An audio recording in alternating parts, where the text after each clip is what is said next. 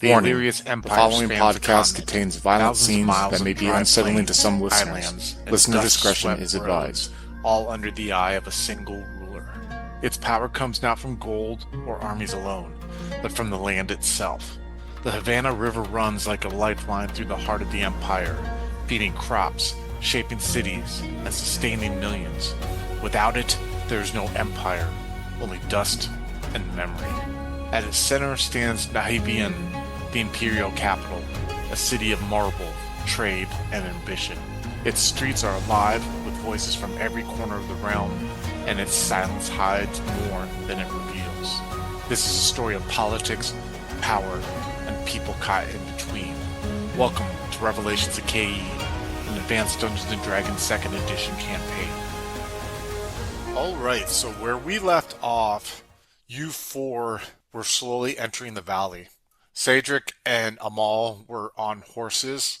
Amal was towards the west, Caedric was towards the east. Yangi and Bazi had armored up and were making their way to the bed of the valley. You all saw this figure that looked to be a young girl that stepped into this cave that was in a rock outcropping on the north side of this valley. Go ahead, scenes on you all. What are you guys doing at this stage? Caedric was the one who saw it. He was the one who witnessed this person moving into the cave. Caedric will return to Amal, and Amal, there's a cave down in the valley, and I just watched someone walk into it. Was there any sort of panic or anything like that? No, but we should definitely know that the element of any type of surprise is gone. Understood. Let's gather the others and see where we should go from here.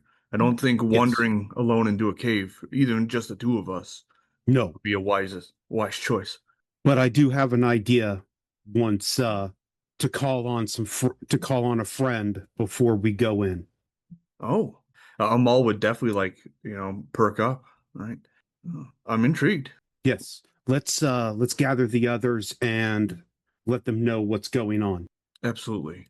Amal would turn his horse to turn around and go back to the others to have some sort of gather, or at least let them know what's going on. And Caedric would follow behind Amal. Yangi and Bazi, you see Caedric and Amal coming towards you on their horses. Like you saw them discussing as you guys were walking down to the valley, and you see them now riding towards you. I wonder what these two are up to. Let's see what they have to say. Right. Yankee will start moving towards them. Bazi will follow after a moment. Yeah, as we approach you, right, the horses, at least Amal guiding the horses is fairly slow. All right, he's not trying to rush her in a panic or anything. But as he gets closer, he would definitely hop off, right, kind of hail you guys down with his arm, right. Yangi, Bazi, we noticed something interesting. Well, Caedric noticed something interesting. Someone was wandering into a cave off in that direction. He would point off there. Looked to be a child, kind of maybe silhouette, something shorter, kind of had some stringy long hair, but you can, obviously make out clear details. It was a child. Right? She had short, stringy hair, right? We weren't really able to make out anything definitive, but we know that she kind of walked in there without any urgency or anything like that. Caedric had mentioned that if we had any element of surprise, it certainly is gone now, and I have to agree. I see. Well, I suppose we have to take a look, don't we?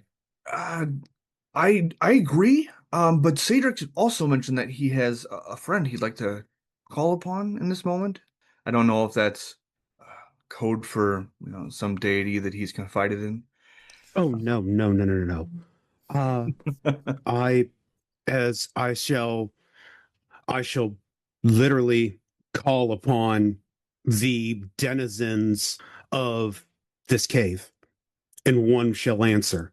Just to reiterate, especially for Yangi and Amal, the concept of, magic, for lack of a better term, is completely alien to you all. I mean, I would assume more so Yangi probably believes in some form of divine, I hate to use the term intervention, right? But divine presence. Obviously, Bazi is quote unquote in tune with nature, right? With what he has, but the mystery behind like the words, I really just want to emphasize the mystery behind what Caedric is saying is like completely alien, right? Like magic isn't this well-known thing that's talked about. I get what you're saying, and it's Yeah. precisely because of that, and because Yangi is dumb as a bag of rocks. He really is. That he thinks that Caedric knows someone and is just gonna shout at the cave. That is what he assumes is going to happen. Yangi's about to have his mind blown, I assume. You know what I mean? Pretty Maybe- much. oh. Pretty much. Okay.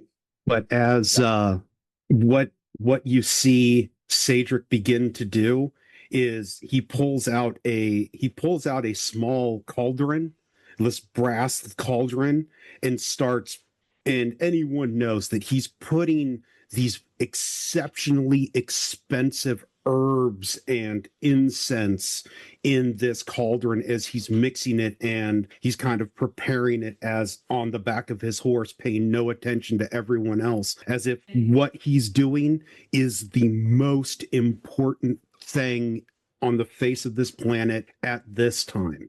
How are you guys reacting to seeing Caedric just kind of be hyper focused on what he's doing now? Like he kind of, especially Yang Yi, I would say, like all of you all, like what are your internal reactions to that? Let's go ahead and go with Bazi first. Like Bazi, you're seeing him do something that you might be slightly familiar with, right? Like dealing with herbs and all that stuff. Like what is going on in your head when you see him doing that? Ozzy is a magic user, so he kind of figures that that's the direction this is going, and he's like, okay, so those are very specific ingredients for something, and he's behaving in a very ritualized fashion, considering it to be like you said, the most important thing in the world at the moment. Yeah. So he's like, I think I know where this is going. Okay. But he's never really dealt with arcane magic, just priestly magic, so he's watching very closely. All right. What about you, Amal? Amal is kind of bewildered, and knowing that these are some sort of fantastic and probably more expensive herbs than he's probably seen in a long time. He feels like almost stunned in the fact that he's using this in what looks to be some sort of poultice. All right. Amal is almost like he wants to say, like, let's save that for dinner, right? But the Caedric's eyes just seem so focused. So Do you ever find it off-putting when Caedric gets this hyper-vigilant, like this hyper-focused? Because I assume that through your time of knowing him, you have. Does it bother you when you see him like that? Does it make you uncomfortable, or? I imagine Amal is probably comfortable in silence, so probably not. But he definitely does find it like interesting that he would disappear into things like that. I imagine that in past times he's probably gotten lost in perhaps like literature or sciences or even maybe perhaps some sort of art. I'm not sure if Caedric would agree, but he would definitely kind of take the moment normally to kind of relax, right? Knowing that he's full focused in this, have a moment of like longing to be that interested in something. Nice. And then Yangi, I assume you're sitting and waiting for him to scream into the cave. You're kind of like at a Yeah, loss. he's super confused. Like, what the hell is happening right now? All right, Caedric. So I assume, like, can you share with us like what your plan is then? So what Caedric's plan is, and once he's got everything done, he will look to Amal and be like, please escort me to the mouth of the cave. Yang Yi and Bazi, while I am focused upon this, would you please watch over me so I am not disturbed? What I am going to do is I am going to call on one of the denizens of this cave, whether that be a rat, a bat, or something in there. Then I will communicate with this animal as it conveys messages to me of what it is experiencing. I can't see through this creature's eyes, but I can communicate with it as I am communicating with you right now. Caedric, I know it's been a little while, but Have you been drinking lately? I mean that in the kindest way, my friend. Amal, do you remember when you came into my study and you were taken aback by the pens that were writing without hands? And I had to tell you that this is what I do. This is this is my ability. I can manipulate things. I thought you were talking about some parlor trick. No. This is my ability to manipulate the physical world. Caedric, I don't know what you're talking about. Truly, I don't. But I agree. I'll help you, right? And I will, whatever is going to happen, right? I will be astute, right? I will watch and observe. I'm not exactly sure what to do right now, besides take you there. Just be my eyes as and also be my liaison to Yang Yi and Bazi as they may have questions, and I cannot be disturbed during this process. I understand. Very nice. So I assume, Cedric, then you're going to have to be closer to the entrance of the cave. So everyone's going to kind of have to go that route, I assume? Yeah, Okay. basically, as the spell is written, I don't have to be in the cave, but I'm calling to a creature from the cave. So I would assume that I would have to be close, maybe within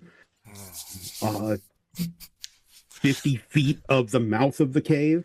You're going to have to be off your horse, or you're going to have to be on your horse?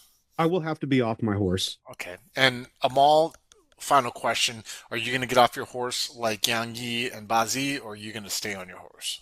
No, I'm gonna stay on mine.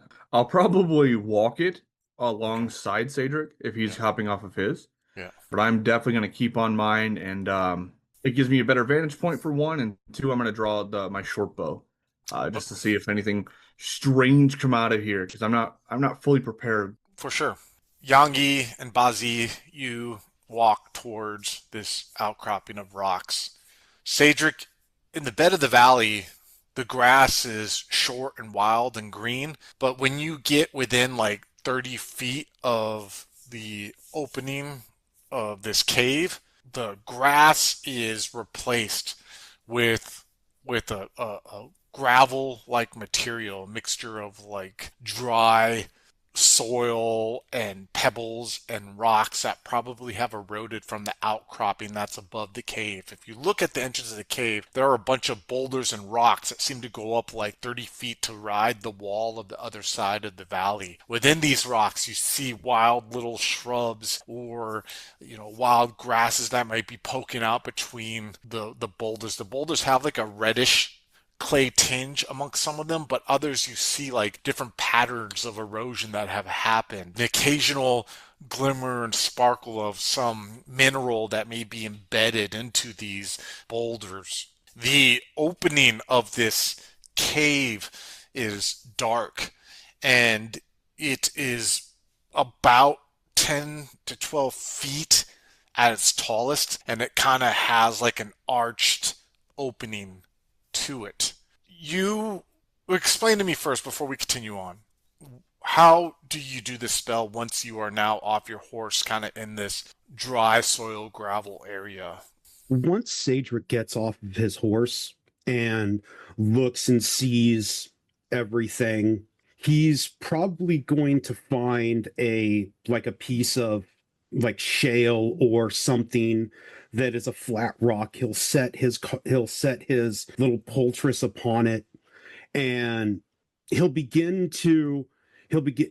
just going to think and like, all right, there are most likely rats, there are most likely bats, there are creatures in this cave, and he's thinking probably he wants to contact a rat. And then once he has that, it sounds almost like when he begins to recite the verbal component of the spell, it literally almost sounds like a Muslim call to prayer. And then he starts making very specific hand gestures with his hands. And as he continuously repeats it, the smoke begins to billow from his little pot. And now there is, once the smoke begins to bellow, his voice changes. And now it's almost taking on an ethereal tone. And once it reaches its crescendo, fire erupts from this little cauldron, and everything burns. And as the smoke wafts into the mouth of the cave, as he's continuously, and then once everything is burned, a rat appears, and it comes up to Caedric, and it looks to him as it's almost as if he's answering the call. Okay. For everyone else, especially Amal and Yangi, when you see this happening, initially, like he said, you hear him speak in this language that, while it is something that you don't know, it somewhat resembles maybe a language that a man would speak. But eventually, especially you, Yangi, you're like probably looking at him very curiously right now, like, what is going on here?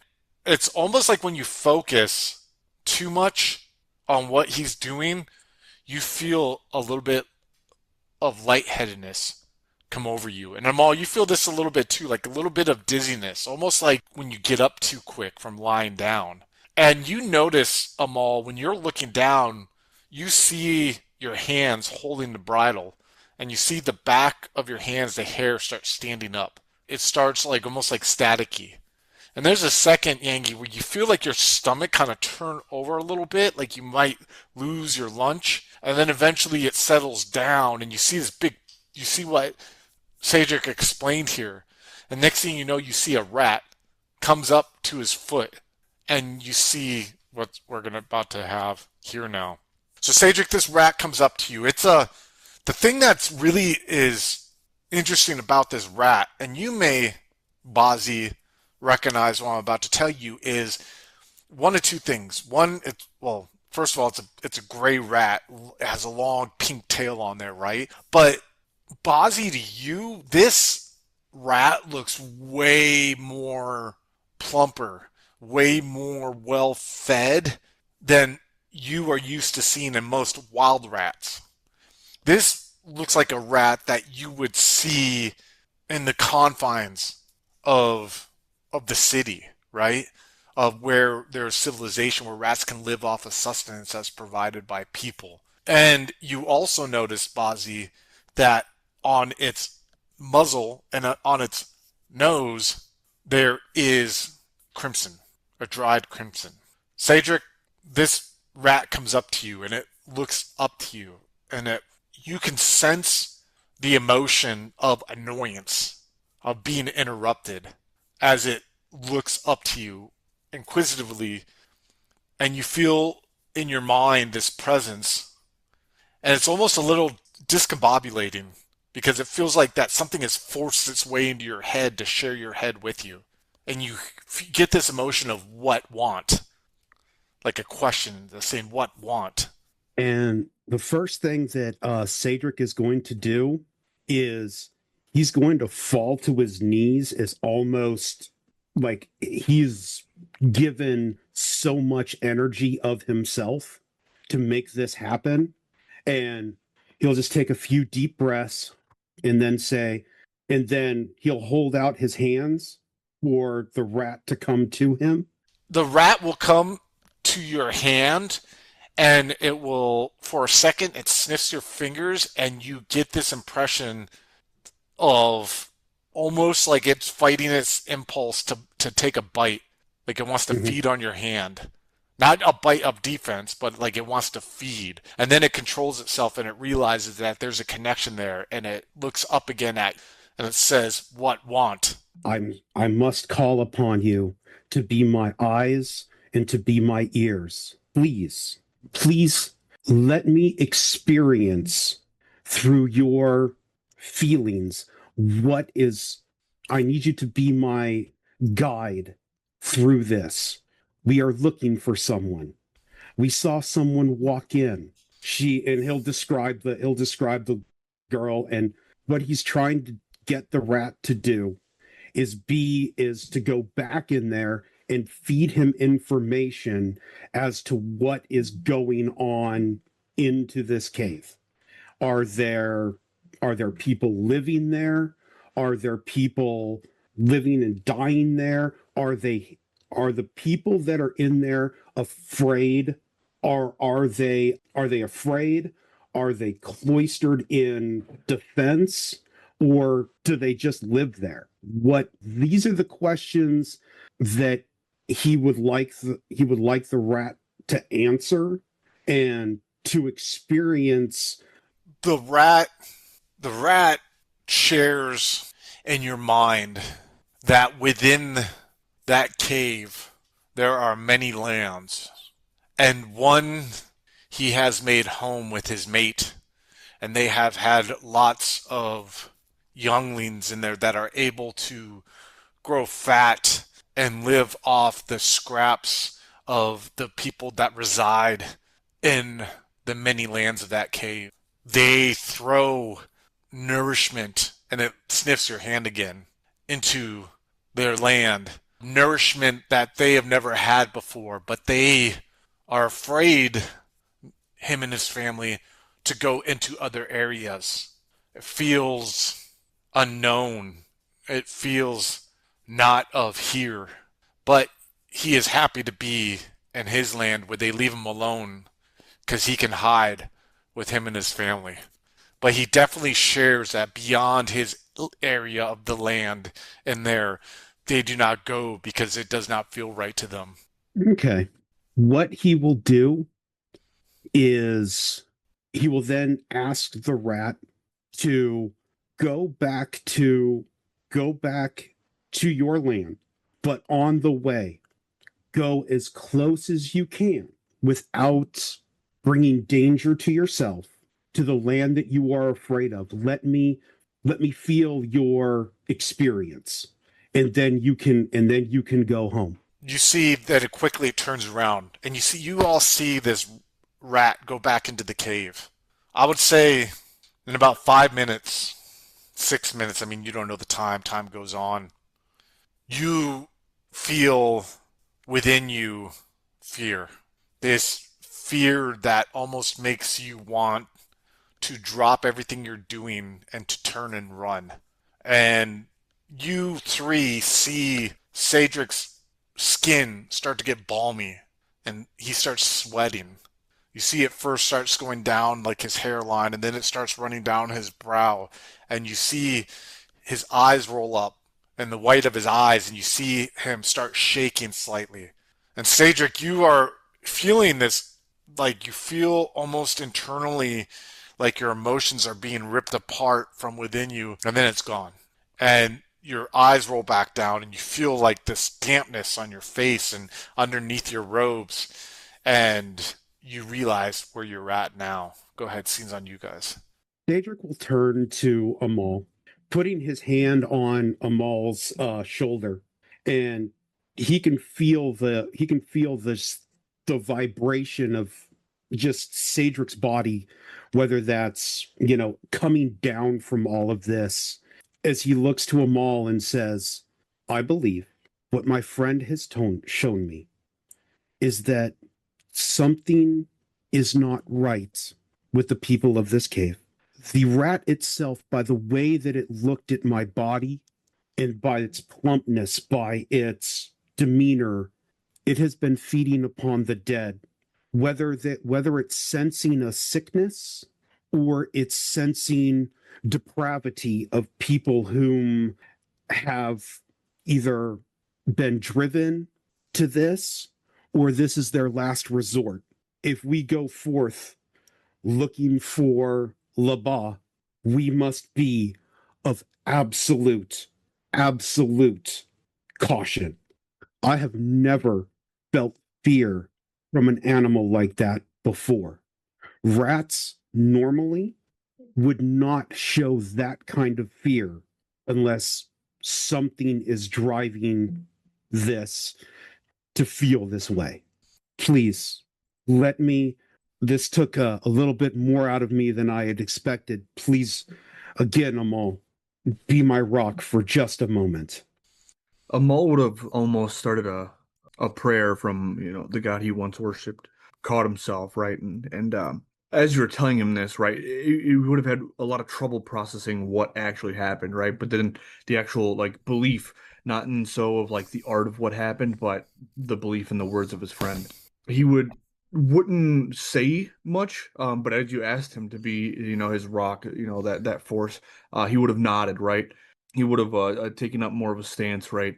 More of like a prideful stance, and looked towards Bazi and Yangi to see what they were doing at this very moment. Bazi does not look overly impressed, but he does look curious. Right?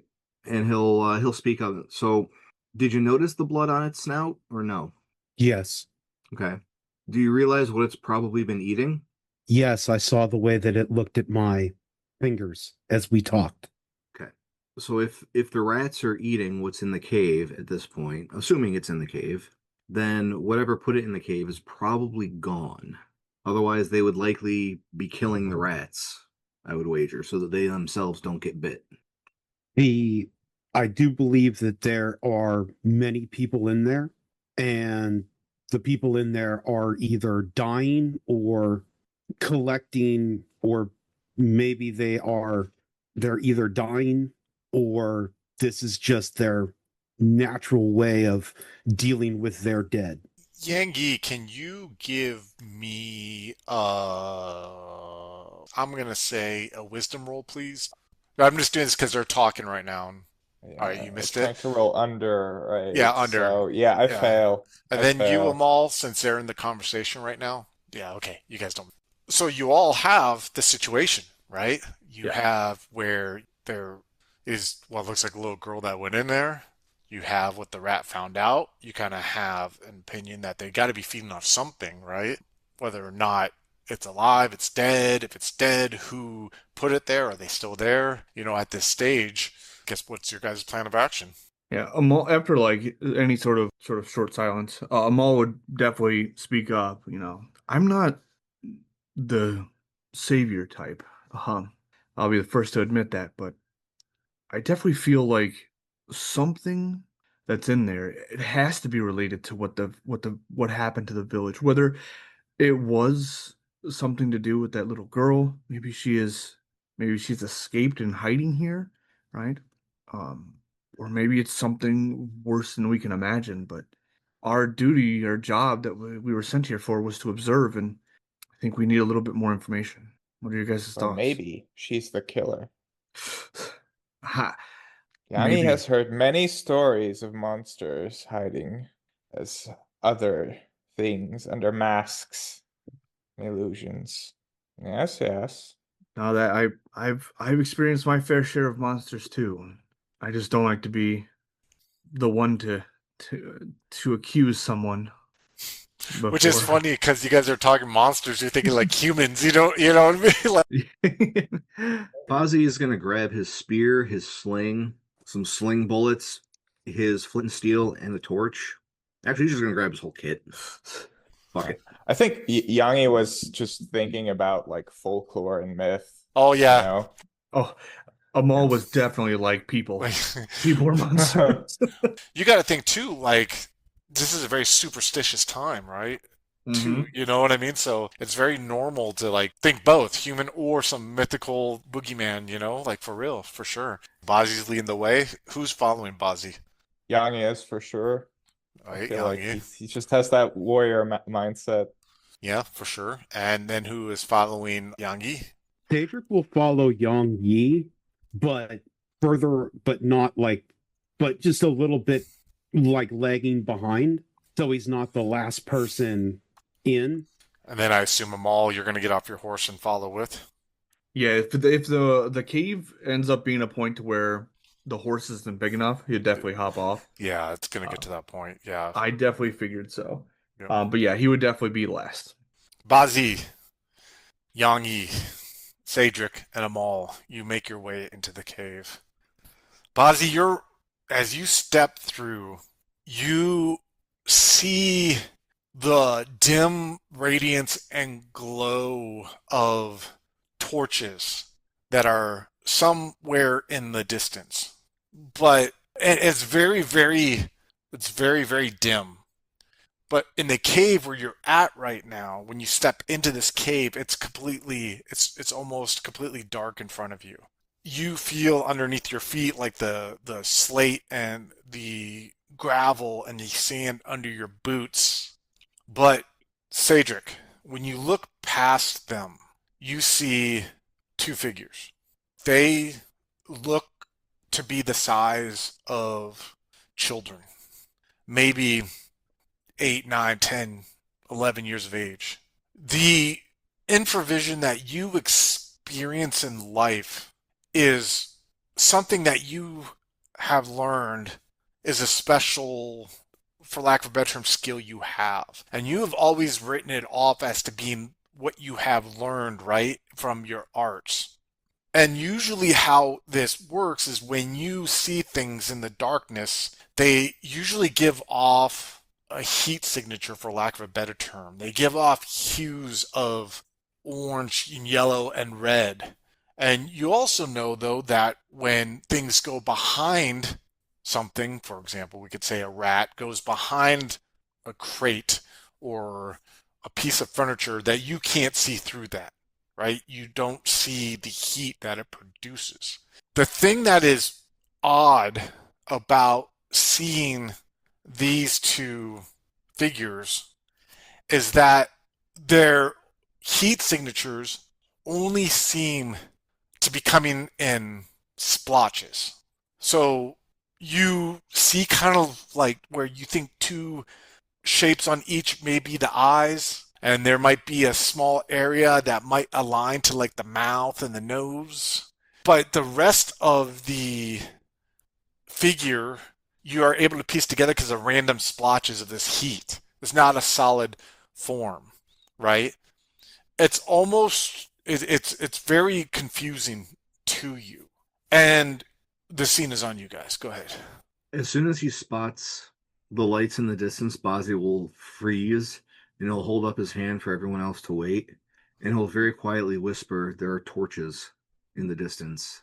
It's hard to discern where that distance is. It's almost like it's coming from a bend or something, and you're not getting the full light source, right? When he says this, Caedric, you see the two figures like crouch, and you see like they slowly start, like the figures seem to get getting closer. They're maybe like 20 feet, 25 feet away.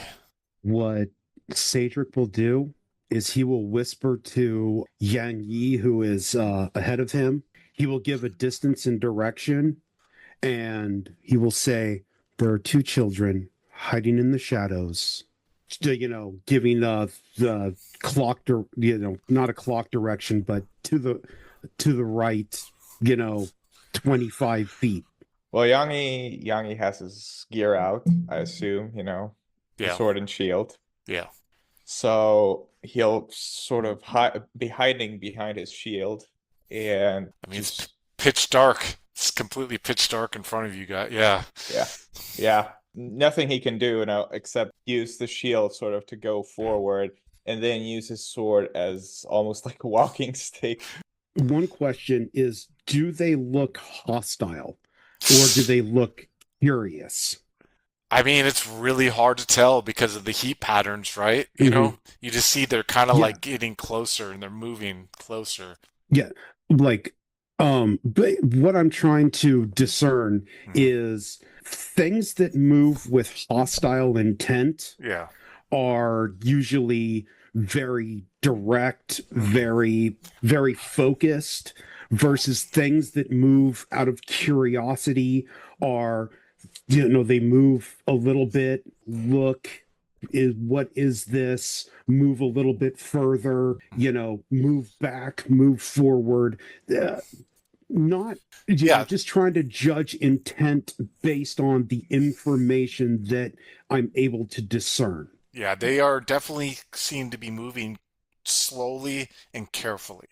Not like directly, but almost it could be either looked at they're moving out of curiosity or they're moving to be sneaky, but it's definitely calculated and it seems that there is an intent, but not a direct like violence of action intent at this moment. Caedric will whisper once again, I don't know if it's hostile, if they're hostile or just curious, but be careful.